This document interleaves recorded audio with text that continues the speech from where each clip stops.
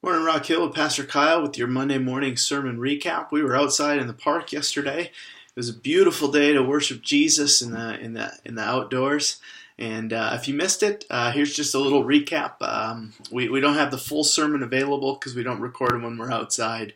But we looked at the last part of John chapter 8 when Jesus is in the midst of kind of a back and forth with the Pharisees about who he is, and they go to insulting him, and Jesus responds firmly but graciously, back and forth, all throughout John chapter 8. And then finally, Jesus says, essentially, I am greater than Abraham.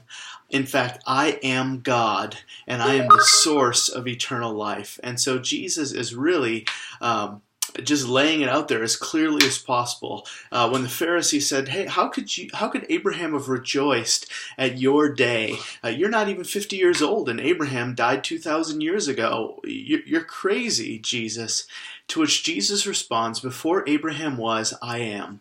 And what Jesus was doing in that moment is he was taking on the covenantal name of God, Yahweh, I am who I am, from Exodus 3, as God reveals himself to Moses and to his people as the God who is, the God who has existed from all time. Jesus basically says, when says, you're not old enough to know Abraham, Jesus says, I am God. Before Abraham was, I am. And so what that leads us to understand is that you cannot simply embrace Jesus as a prophet or a good moral teacher or a philosopher. He does not give us that option. He explicitly claims to be God in the flesh, and so he either is or he isn't. And if he is, it doesn't matter whether we acknowledge him or not. We will have to give an account of our lives to him. It doesn't matter whether we think he's relevant or not. He is relevant. He is our creator. He is the one who lived and died and rose again.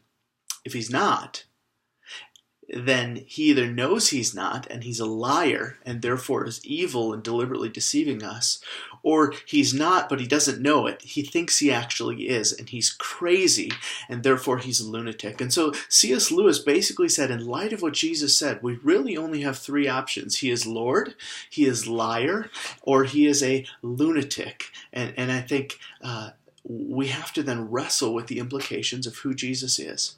In addition to that, if he is the source of eternal life, so that by keeping his word, none will taste or see death, then as Christians, we can live free from the fear of death because of who Jesus is and what he has done.